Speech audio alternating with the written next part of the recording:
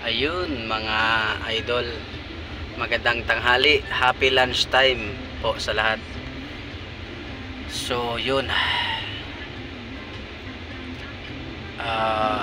may highway patrol po dito sa Barangay Katiklan proper. Mga idol, baka mapadaan kayo dito matsyag-matsyag kayo. Gaya nitong motor nagmamatsyag din siya ayun yun, daming nakatambay yun mga idol. Yan, mga private na mga kulurom yun, nakatambay sila kasi alam nila may bantay.